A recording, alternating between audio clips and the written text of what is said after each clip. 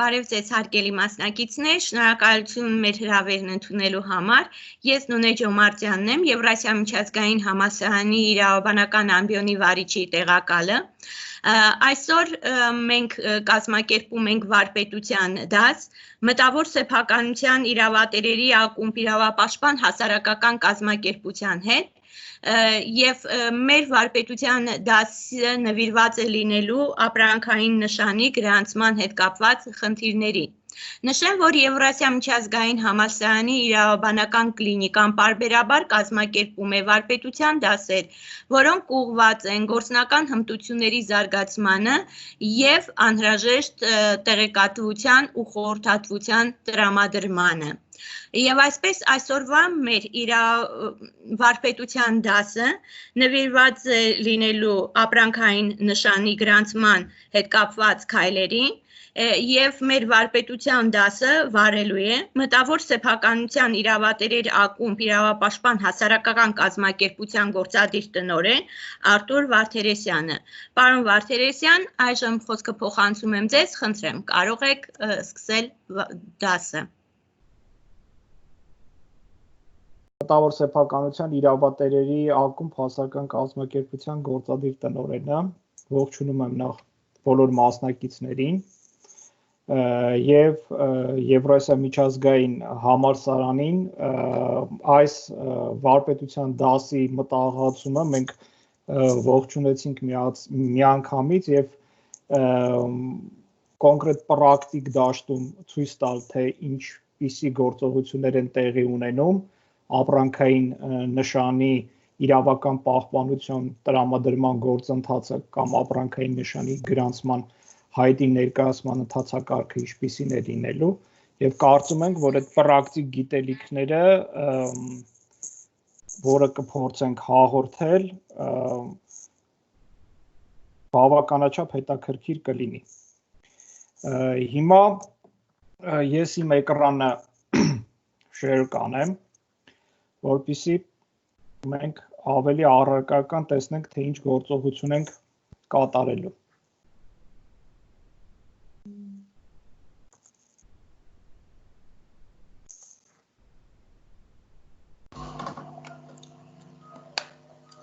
Նախ եւ առաջ, ուրեմն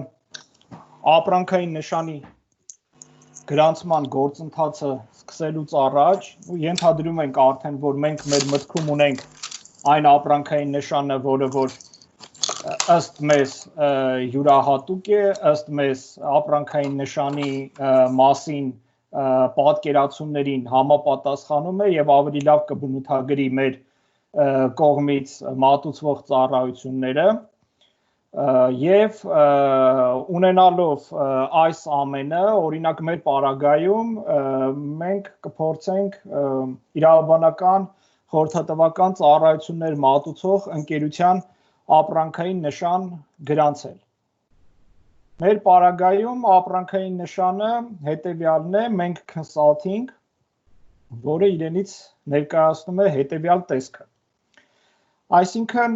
երբ որ մենք մեր մտահղացումը ունենք, դիզայնը ունենք, պատկերը ունենք եւ սկսում ենք գրանցման գործընթացը, շատ կարևոր է ձեռքի տակ ունենալ այն բոլոր ուրեմն անհրաժեշտ օրենքները, փաստաթղթերը,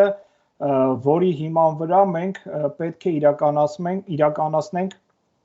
ուրեմն գրանցման գործընթացը։ Դրա համար նախ եւ առաջ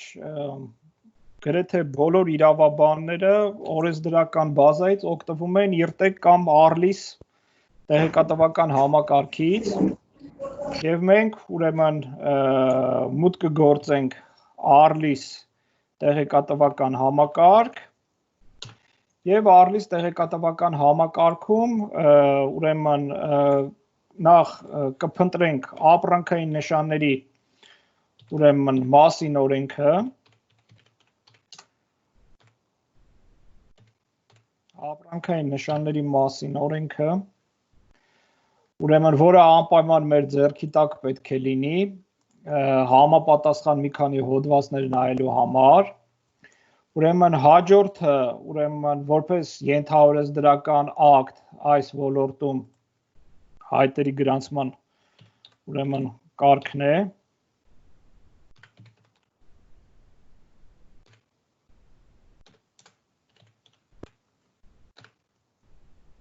Այսօր կարգը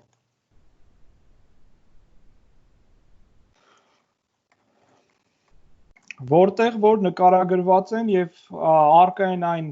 իրավական նորմերը, իրավական դրույթները, համաձայն որի ապրանքային նշանի գրանցման գործընթացը տեղի է ունենում եւ մենք պետք է առաջնորդվենք, այսպես ասած, այս կարգով։ Ապրանքային նշանները հայտերը լրացնելու, ներկայացնելու եւ քննարկելու կարգ։ Ուրեմն ապրանքային նշանի մասին հայտը ներկայացնելու համար նախ եւ առաջ մենք պետք է ունենանք այդ հայտի ձևաթուղթը։ Օրենքով ապրանքային նշանի հայտ կարող ենք ներկայացնել ինչպես թղթային տարբերակով, այնպես էլ էլեկտրոնային։ Ես այսօր ցույց կտամ թղթային տարբերակով լրացման, ուրեմն ձևը այն չի տարբերվում էլեկտրոնայինից, որովհետև սա մտավոր սեփականության գործակալության կայքն է։ Կայքում զետեղված է ամբողջական ինֆորմացիան ոլորտի, ուրեմն թե վիճակագրության, թե օրենսդրական բազայի վերաբերյալ, թե ձևաթղթերը եւ մենք այսօր կօգտվենք ուրեմն ապրանքային նշանների մասին բաժնի ուրեմն բաժնից եւ այն տեղեկատվությունից, որը որ արկա է այս բաժնում։ Ուրեմն ինչպես արդեն նշեցի, հնարավոր է գրանցումը հայտը ներկայացնել էլեկտրոնային տարբերակով, էլեկտրոնային տարբերակով գրանցելու համար սխում ենք հայտերի էլեկտրոնային ընդունման համակարգ, ուրեմն բաժինը, այստեղ արդեն եթե մենք ունենք էլեկտրոնային ստորագրության նույնականացման քարտ, նույնականացման քարտի միջոցով մուտք են գործում համակարգ եւ արդեն էլեկտրոնային ենք լրացնում այդ ամեն ինչը։ Բայց մենք ինչպես արդեն նշեցի, կանենք թղթային տարբերակով, ուրեմն թղթային տարբերակով գրանցում իրականացնելու համար մտնում ենք ձևաթղթեր եւ տուրքեր բաժինը եւ ձևաթղթեր, ուրեմն բաժնից պետք է բեռնենք ապրանքային նշանի գրանցման հայտը PDF ֆորմատով եւ doc ֆորմատով։ Ուրեմն ես բեռնեցի, նո արդեն բեռնել էի մինչ այդ Հայտը ներկայացնում է հետևյալ տեսք, այսինքն այստեղ այն ուրեմն անհրաժեշտ տեղեկատվությունն է, որը պետք է լրացնել, անհրաժեշտ փաստաթղթերը պետք է կցել, որի արդյունքում կձևավորվի ապրանքային նշանի գրանցման ներկայացնելու հայտ։ Ուրեմն մինչ հայտի լրացումը, ինչպես արդեն նշեցի, մեր ձեռքի տակ անպայման պետք է լինի օրենքը եւ ենթաօրենսդրական ակտը եւ ցանկացած ապրանքային նշան, ուրեմն գրանցելուց առաջ մենք պետք է ուշադրություն դարձնենք ապրանքային նշանների մասին օրենքի, ուրեմն 9-րդ հոդվածի դրույթներին, այսինքն ապրանքային նշան, ինչը չի կարող գրանցվել, բացարձակ հիմքերին։ Ես կետերով չեմ անդրադառնա, կարծում եմ, որ այս գիտելիքները տեսական ձեզ արդեն ուրեմն համասարանը հաղորդած կլինի, բայց ասում եմ, որ անպայման պետք է ուշադրություն դարձնել 9-րդ հոդվածի եւ 10-րդ հոդվածի դրույթներին։ Սրանք այն դրույթներն են, որոնք որ ուրեմն որոնց պահպանումը անհրաժեշտ է ապրանքային նշանը գրանցելուց եւ այստեղ նկարագրված են այն հիմքերը, թե ինչու նշանը չի կարող գրանցվել։ Հիմա վերադառնանք մեր ուրեմն ձևաթղթին։ Եվ ինչպես արդեն նշեցի, ապրանքային նշանը, որը մենք ուզում ենք գրանցենք, մենք consulting ուրեմն ապրանքային բառային պատկերային նշանն է, եւ ոլորտը, որով մենք գործունեություն ենք իրականացնում, դա իրավաբանական խորհրդատվություն, իրավաբանական ծառայությունների իրականացման ոլորտն է։ Ապրանքային նշանի մեր պարագայում ապրանքային նշանը գրանցվում է իրավաբանական անձի կողմից եւ 2-1 կետում պետք է լրացվեն իրավաբանական անձի տվյալները։ Ըստ օրենսդրությամբ ապրանքային նշանը կարող է նաեւ հայտ ներկայացնել ֆիզիկական անձը, իսկ իրավաբանական անձ ցանկացած կազմակերպա իրավական ձև ունեցող ընկերություն, այդ թվում անհատ ձեռնարկատեր։ Մեր պարագայում կոնկրետ օրինակ դրացնում ենք մենք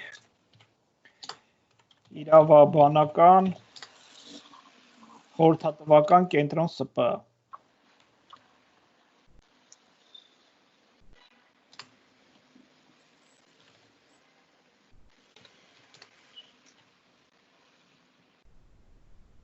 բնակության երկիր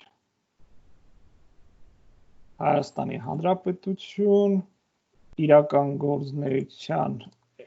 նույնպես Հայաստանի Հանրապետություն, ստեղ նշում ենք Հայաստանի Հանրապետության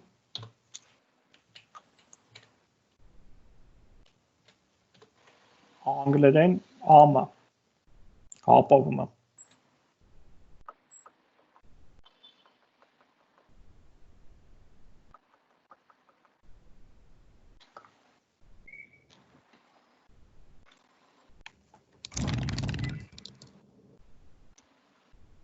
Այնուհետև ապրանքային նշանի հայտը կարող է լրացնել ինչպես այն ընկերությունը, ով հայտ է ներկայացնում գրանցելու, այնպես էլ այդ ընկերության ներկայացուցիչը։ Այստեղ գրում ենք ուրեմն հայտատուի հասցեն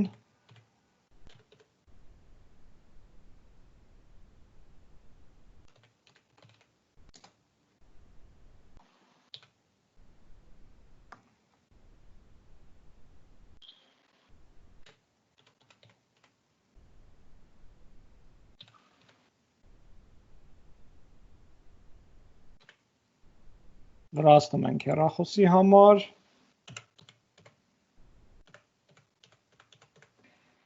ֆաքս, եթե ֆաքս կա լրացնում ենք էլեկտրոնային փոստի հասցե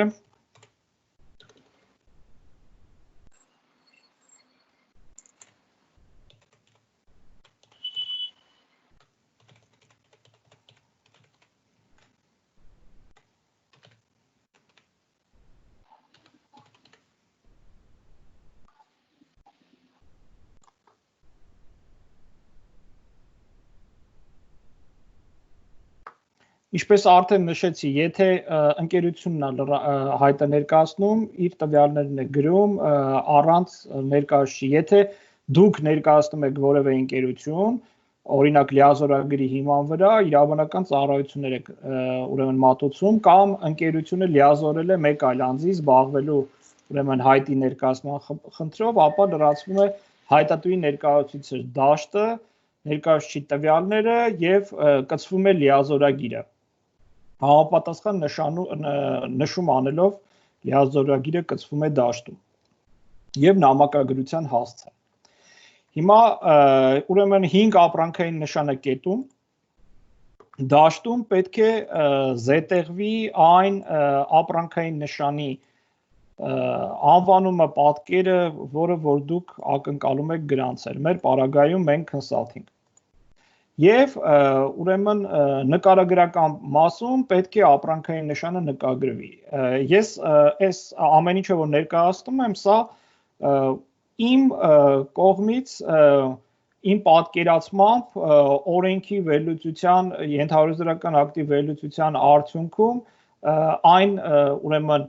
նկարագիրն է, որը ես գտել եմ, որ նման կերպ կարելի է նկարագրել։ Սակայն սա անհատական է եւ անպայման չի օրինակ տեխնիկայի առումով իրավաբանական այս մոտեցումը պահպանել, այստեղ լրիվ ստեղծագործ գործունեություն կարելի է ցուցաբերել։ Մեր պարագայում մենք փաստորեն ինչ ենք անում, հայտարարում ենք բառային եւ պատկերային ապրանքային նշան, որը կազմված է երկու բառից, կատարված ստանդարտ լատինական տառատեսակով, մենք եւ consulting, որի հայերեն գրադարձությունն է մենք consulting։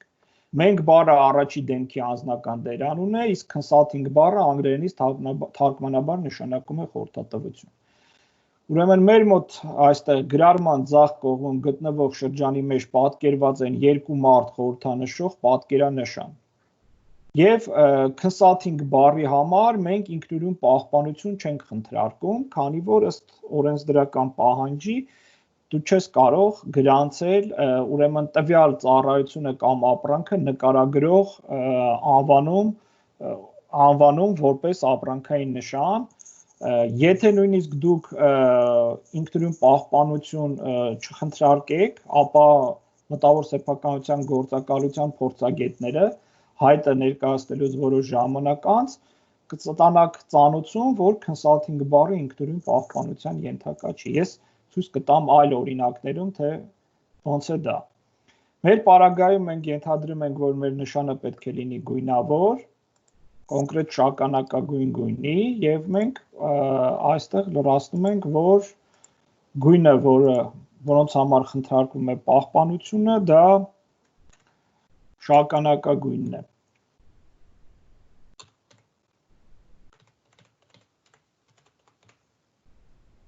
Չպահպանվող տարրերը արդեն նշեցինք, որ consulting բառի մասին է խոսքը գնում։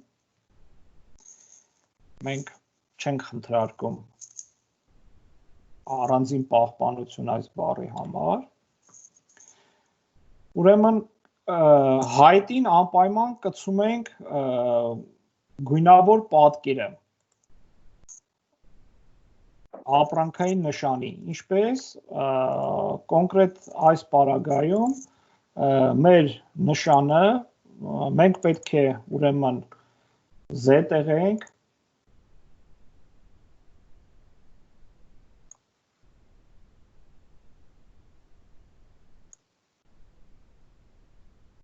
վեց օրինակով առանձին թղթի վրա A4 ֆորմատի այս պարագայում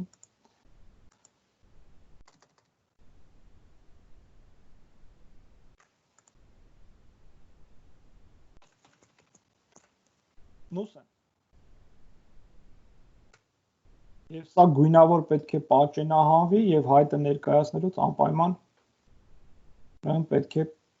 կցվի։ Հիմա վերադառնանք մեր հայտին։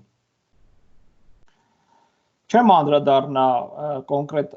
այլ դեպքերի, որտեղ ապրանքային նշանի հայտը ներկայացնելիս բազմաթիվ ուրեմն իրավիճակներ պետք է լինի եւ ավելի շատ անդրադառնում եմ կոնկրետ այս իրավիճակին, երբ մենք գրանցում ենք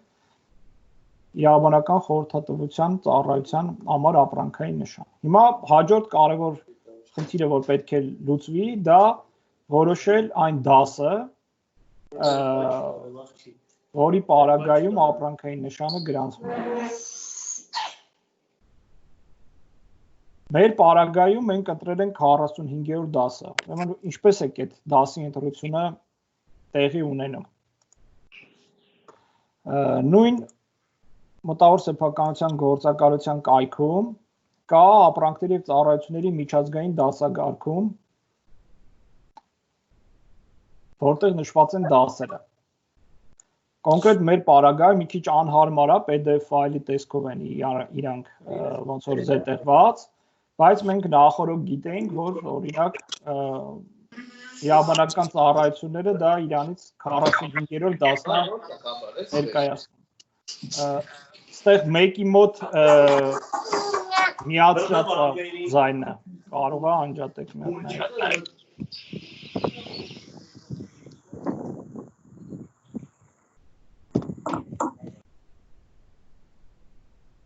Ոնց որ նորմալ է։ Շարունակեմ։ Ուրեմն այս ֆայլում 35-ից մինչև 45-րդ դասերն են։ Եվ 45-րդ դասում կոնկրետ արկա են բոլոր այն ուրեմն ծառայությունները, որոնք որ մեզ հետաքրքրում են։ Դե փնտրման համար ինձ թվում է բոլորդ էլ օգտագործում եք Control F-ով իրավաբանական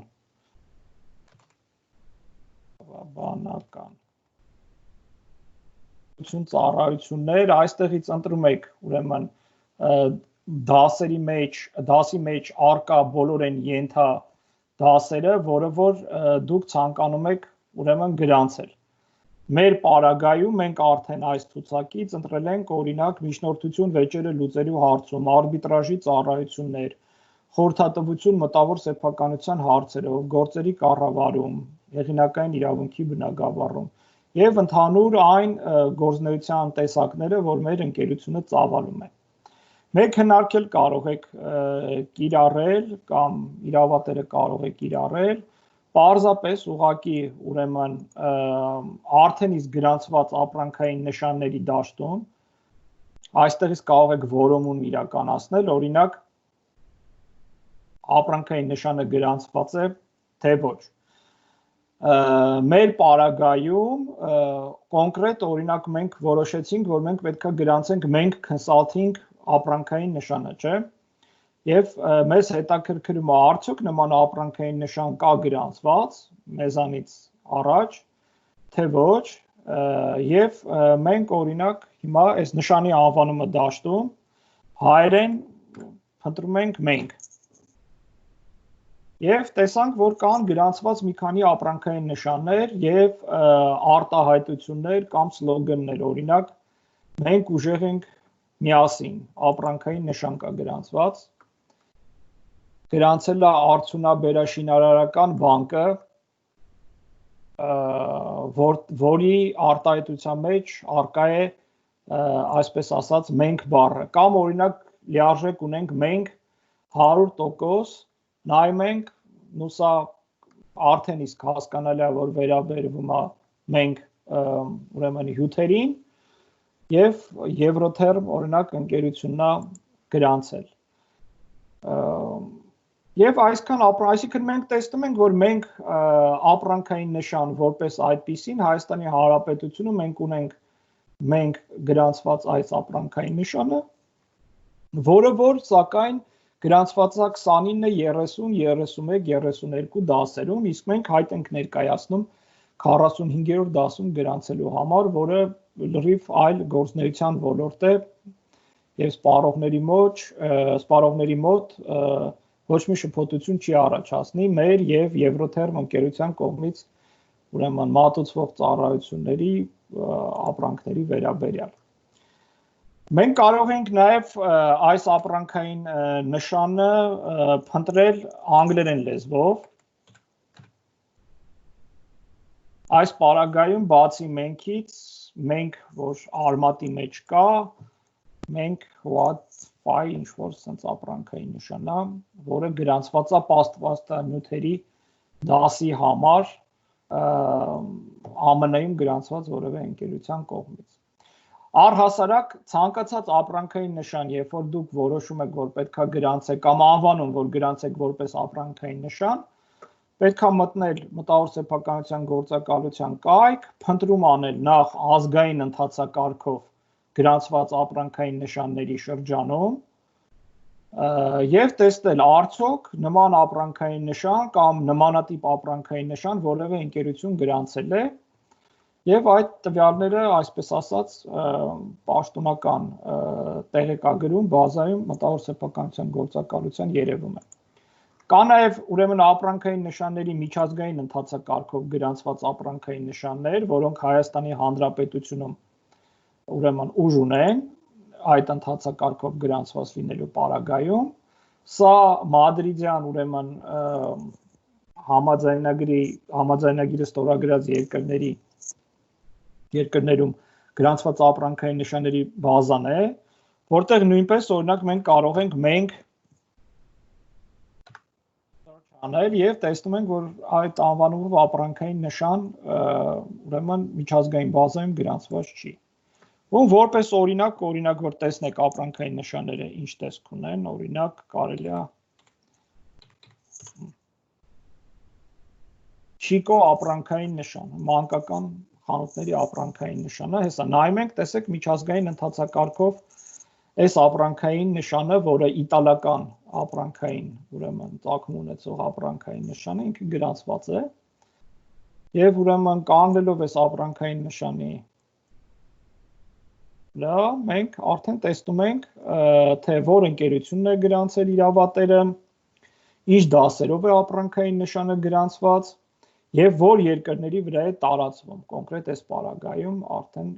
այս երկրների, բայց ես համոզված եմ, որ Հայաստանի Հանրապետությունում էլ իրավական պահպանություն ստացած կլինի այս ապրանքային նշանը։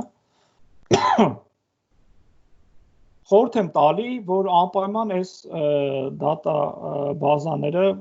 ուսումնասիրեք, ինքը աշխատանքային գործիք է, ցանկացած ապրանքային նշան գրանցելիս, այստեղ արդեն դուք կարող սրճել օրինակ ինչ-որ տրամաբանության բանեք, նույն ես Չիկոյի վերաբերյալ օրինակ sense կանեի,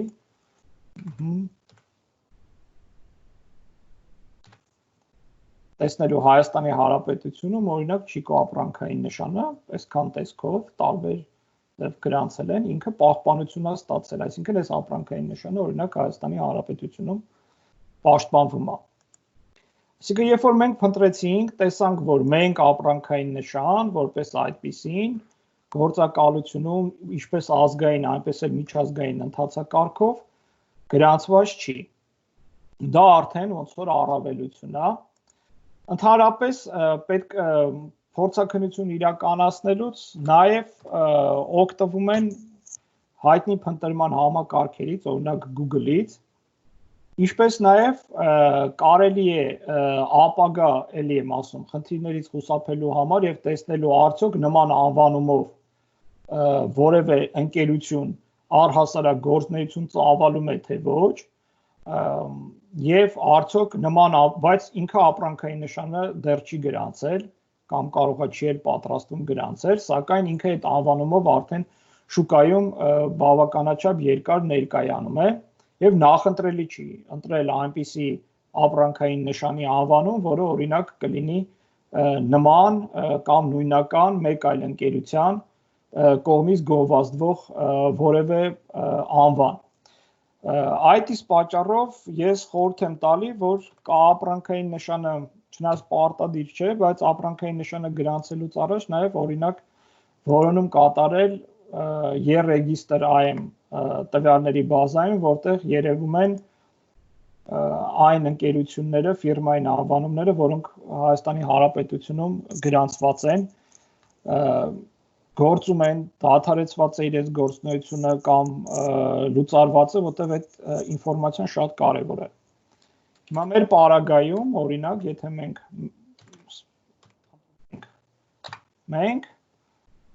ուրեմն այստեղ բազմաթիվ ընկերություններ են գալիս, որոնք որ օրինակ մենք ՍՊ, Վարդանանք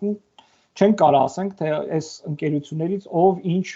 ոլորտում է գործունեություն ծավալում, բայց ցած ակնհայտ իրավաբանական ուղղվածություն, որ նայում ենք, երևում է մեկ իրավաբանական խորհրդատվական կենտրոն ՍՊ-ն, որը որ մեր ընկերությունն է, այսինքն մենք բառը,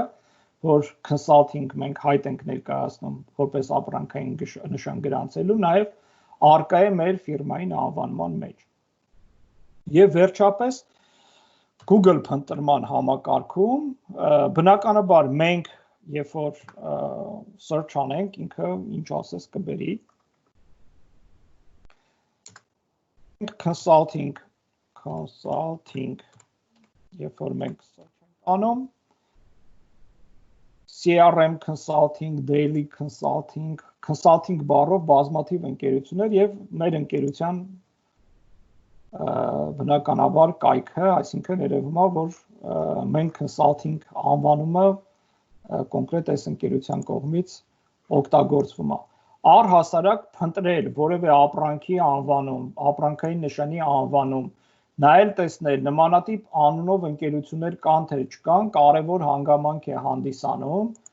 քանի որ ապրանքային նշանների մասին օրենքի հարաբերական մերժելու հիմքում կա այսպես ասած բոլոր այս ոլորտի իրավաբանները գիտեն 10-ի 4-ի 3-ը ապրանքային նշանի գրանցումը ենթակա է մերժման, եթե այն կարող է շփոթություն առաջացնել հայտի ներկայացման թվականի դրությամբ Հայաստանի Հանրապետությունում կամ նրա տարածքից դուրս, այսինքն պատկերացրեցիք, կարող օրինակ այդ անվանումով որ հայտնի ընկերություն լինի, ինչ ասեմ, Զիմբաբվեում կամ օրինակ Անգլիայում դուրս գտնվող ապրանքային նշանի նկատմամբ, որը դեռևս օգտագործման մեջ է, պայմանով, որ հայտը ներկայացնելիս հայտատուն գործել է անբարեխիղճ, հայտատուի գործողությունը համարվում է անբարեխիղճ, եթե հայտը ներկայացնելու պահին հայտատուն գիտեր կամ կարող էր իմանալ այդպիսի ապրանքային նշանի առկայության մասին։ Հայտատուի գործողությունը համարվում է անբարեխիղճ նաև, եթե ապրանքային նշանի գրանցման նպատակով հայտատուն ներկայացրել է այնպիսի կեղծ անիմաստ փաստաթղթեր տեղեկություններ, առանց որոնց հնարավոր չէ ապրանքային նշանի գրանցումը։ Մի խոսքով իմ խորհուրդը նա է, որ հնարավոր բոլոր բազաներում ապրանքային նշանը գրանցելուց առաջ կատարեք փնտրումներ, նայեք, տեսեք, որպեսզի նախընտրելի է, որ ցանկալի է, որպեսզի նույնական ապրանքային նշան չլինի առավել եւս որևէ հայտնի ընկերությանը։ Եվ շատ կարևոր են նաև դոմենային անվանումները, որովհետև ես միշտ կարևորություն եմ տալի, որ ապրանքային նշանը պետք է նաև ընտրել այնպիսի ապրանքային նշան, որտեղ որ դոմենային անվանումը զբաղված չի լինի եւ այդ ապրանքային նշանով դու նաև կունենաս քո դոմենային անվանումը։ Դոմենային անվանումները փնտրելու համար ուրեմն AM զոնայում, Հայաստանյան զոնայում դուք կարող եք փնտրումն իրականացնել Amnik net ուրեմն բազայում այստեղ օրինակ գրում եք դոմենային անվանման անունը, օրինակ Puma AM, մտածենք Puma AM-ը գրանցված է ինչ-որ մեկի անունով, բայց domain privacy-ը կիրառված եւ domain privacy-ի պարագայում դուք չեք տեսնում ով է։ Մեր պարագայում օրինակ մենք consulting Մենք consulting-ը գրանցված է Հովհաննես Ալեքսանյանի անվամբ, ով հանդիսանում է ընկերության մեր ներկայացուցիչը եւ տվյալները, որով որ ինքը գրանցվել է։ Այսինքն մենք պետքա լավ դուք կարողանաք օգտվել այս փնտրման համակարգից, որպեսզի դուք ինքնուրույն անեք այն հետազոտությունը, որը անհրաժեշտ է ապրանքային նշանը գրանցելու համար։ Օրինակ, ես դասերի մասով ասեցի, մյուս տարբերակը, որ մի քիչ ոնց որ հեշտանա, դուք կարող եք նաև տեսնել օրինակ իրավաբանական ծառայությունների մատուցման ոլորտում այլ ընկերություններ, որոնք ապրանքային նշան գրանցում են, օրինակ ինչ են գրանցում։ Եթե մենք գրենք consulting բառը նշանի անվանման մեջ,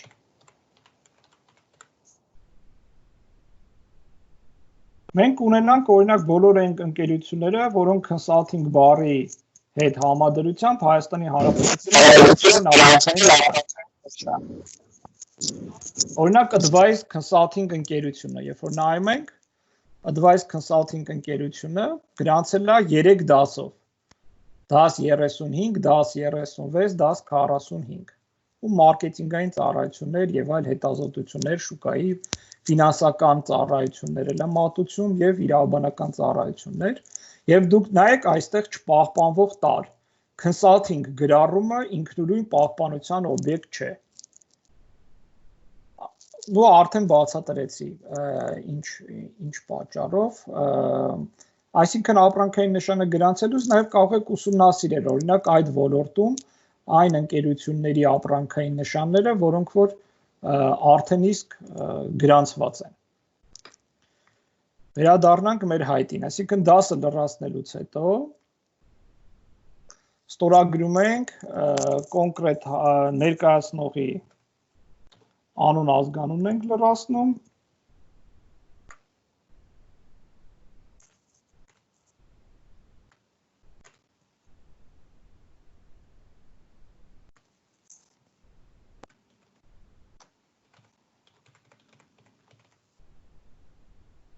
Թվականը ներկայացման հիմա պետական տուրքի չափի որոշումը օրինակ պետական տուրքը ինչքան պետքա լինի Վերադառնում ենք մեր կայք, ուրեմն տավոր սեփականության գործակալության կայք, որտեղ որ ուրեմն զետեղված է այն տեղեկատվությունը, թե պետական տուրքը հաշվարկը ինչպես պետք է իրականացնենք։ Որտեղ է գրանցման ընթացակարգ ապրանքային նշանի հայտերն են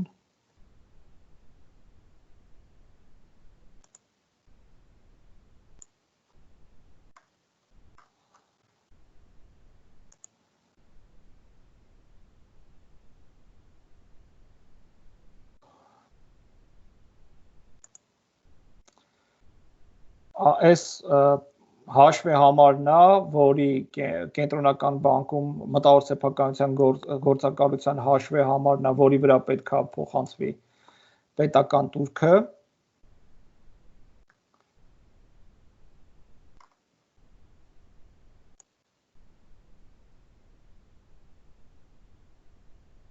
Պետական տուրքը հաշվարկվում է ելնելով ընկերության աշխատակիցների քանակից։ Ես ուղղակի գրաֆն եմ ուզում հեսա մի հատ գտնեմ, որ ձեզ ցույց տամ էլ եմ։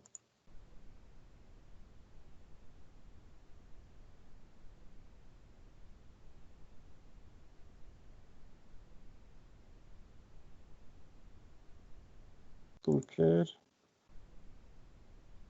չես միջազգային տուրքերն է։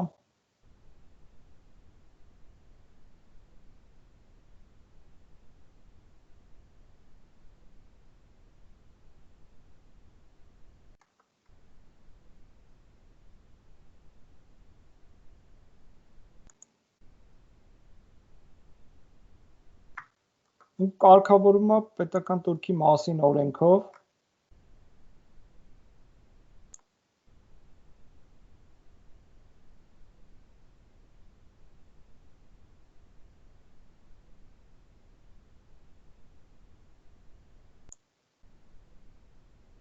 Այսա ձևաթղթեր տուրքեր, վճարման եղանակը, տեսեի մանգալի չի կարող գտնել։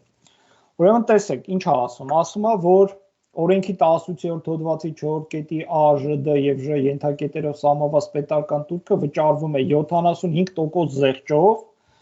իսկ 25-ից 100 աշխատող ունեցող իրավաբանական անձի 50%-ով զեղչով։ Այսինքն մեր ընկերությունում աշխատում է 7 հոգի մարդ, դա ենթադրվում է, որ մենք օգտվում ենք 75% զեղչից։ Հիմա նայում ենք ապրանքային նշանի հայտ ներկայացնելու գումարը 30,000 դրամ, ապրանքային նշանի փորձաքննություն հասկացնելու համար 40,000 դրամ, այսինքն 70,000 դրամ։ 70,000 դրամի 75% զեղչով անում է 17,500 դրամ։ Այսինքն մենք վճարում ենք 17,500 դրամ պետական տուրք, մեկ դասով գրանցելու համար եւ անդորրագիրը կցում ենք։ Յուրաքանչյուր ավել դասի համար ավելանում է 3,500 դրամ գումար։ Իսկ մեկից ավելի յուրաքանչյուր դասի համար լրացուցիչ 15,000, բնականաբար 15,000-ի արդեն ուրեմն 75%-ը։ Աշխատողների քանակը հավաստվում է փաստաթղթով, որը որ ընկերությունը տրամադրում է, այսինքն մենք հայտինգից պետք է տրամադրենք նաև տեղեկանք, թե առ հայտը ներկայացնելու օրվա դրությամբ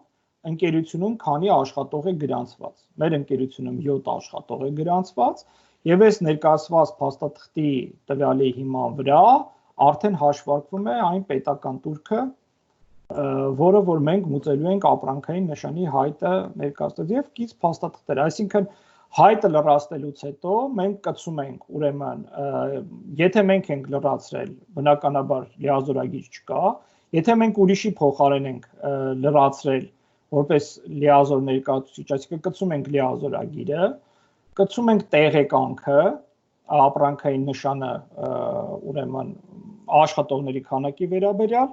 եւ ապրանքային նշանի պատկերը 6 օրինակից, որ արդեն ցույց տվեցի։ Այսինքն մեր մոտ արդեն հայտը պատրաստ է եւ մենք այս հայտը արդեն կարող ենք ուղարկել մտավոր սեփականության գործակալությունում, որտեղ այն ուրեմն կհրապարակվի 2 ամիս այն նկատառումով, որ հայտի վերաբերյալ որևէ մեկը առարկություն ունի թե ոչ, օրինակ, որ դուք տեսնեք հայտերը ապրանքային նշանների, երբ որ դուք ներկայացնում եք, ուրեմն ապրանքային նշաններ հրապարակվում են տեղեկագրի տեսքով, օրինակ 2020 թվականի հունիսի 2-ին հրապարակված, բայց դեռ չգրանցված ապրանքային նշանի հայտերն են, այսինքն այստեղ կերևա, որ օրինակ Մարոնյան ընկերությունը 25-րդ այս դասերի նկատմամբ հայտ է ներկայացրել, որ գրանցի ապրանքային նշանն է։ Եթե մենք ընկերություն ենք, որը գործում է այդ ոլորտում, ու եթե մենք կարծում ենք, օրինակ, որ Մարոնյան ապրանքային նշանը մեր ընկերության անվանումը կամ ապրանքային նշանի նման է, մենք կարող ենք առարկություն ներկայացնել։ Այդ իսկ պատճառով նաև ուսումնասիրել անհրաժեշտ է այս հրապարակված ապրանքային նշանների հայտերը։ Ես ավել չեմ ուզում ծավալվեմ, սա այն հիմնական տարական ինֆորմացիան է, տարական գիտելիքն է, որը որ անհրաժեշտ է մինիմալ գիտելիքն է, որը որ անհրաժեշտ է իմանալ ապրանքային նշանների հայտը ներկայացնելիս, եւ այս ինֆորմացիան ըստ էության հասու է ոչ միայն իրավաբաններին, այլ նաև ձեռներեցներին, իրավատերերին, ովքեր ինքնուրույն են այդ ամեն ինչ անում, բայց ի տարբերություն իրանց իրավաբանները արդեն ավելի մասնագետները ավելի խորն են գնում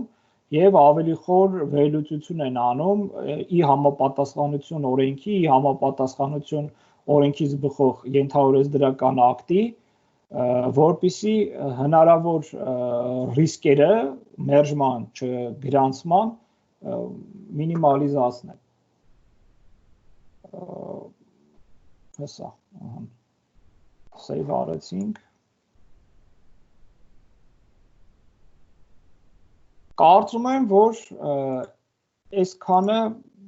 պետք է որ նախնական մեր վարպետության դասի ընդհանուր նպատակը ինչի համար ենք կազմակերպել լուծումա։ Ես սիրով կպատասխանեմ հարցերին եւ տեսնում եմ, որ Մարիամ Մոմչյան ձեռք է բարձրացրել, համեցեք։ Շնորհակալություն շատ, բարև ձեզ նախ, շնորհակալություն պարոն Վարդերեսյան, նման հնարավորության համար։ Ես ունեմ 3 հարց ճիշտ ասած, սկսեմ մեկից, եթե ես ընկերություն չեմ, այլ ֆիզիկական անձ եմ, եւ ուզում եմ տվյալ անունը գրանցել, արդյոք հետո հնարավոր է այն օգտագործեմ, երբ որ ՍՊ բացեմ կամացը, տվյալ անվանում։ Այո, միանշանակ, եկեք ձեր հարցին պատասխանեմ, ուրեմն տեսեք, իմ էկրանը էլի երևում է, չէ։ Այո։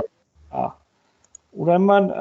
կա ընթացակարգ, գրանցված ապրանք, դե արդեն հասկացաք, որպես ֆիզիկական անձ կարող եք գրանցել, որտեղ հայտի մեջ էլ կար դաշտ, հայտատուն կարող լինի իրավաբանական անձ եւ ֆիզիկական անձ։ Ուրեմն երբ որ դուք գրանցում եք ապրանքային նշանը, տեսեք, ստեղ ձևաթղթերի մեջ ուրեմն կա, երբ որ դուք ապրանքային նշանը կարող եք ուրեմն զիջել կամ փոխանցել այլ անձի։ Դրանում գրանցված ապրանքի նկատմամբ իրավունքների փոխանցումը գրանցելու մասին, այսինքն օրինակ դուք կարող եք որպես ֆիզիկական անձ ձեր ապրանքային նշանի նկատմամբ իրավունքները փոխանցել ուրեմն իրավաբանական անձի եւ դա պետքա կատարվի այդ գործարքը պետքա անպայման ֆիքսի մտավոր սեփականության գործակալություն, այսինքն համապատասխան պայմանագրի եւ դիմումի հիման վրա դուք իրականացնում եք ապրանքային նշանի նկատմամբ այդ իրավունքների փոխանցումը։ Կամ մյուս տարբերակը դուք լիցենզիոն պայմանագիր կարող եք կնքել եւ որպես ֆիզիկական անձ ապրանքային նշանի օգտագործման իրավունքը տրամադրեք իրավաբանական անձին։ Այսինքն երկու մոտեցում կա, կամ ընդհանրապես փոխանցեք, կամ օգտագործման իրավունքը եւ այդ պայմանագիրը լիցենզիոն այն նույնպես ենթակա է գրանցման մտավոր սեփականության գործակալություն։ Այսինքն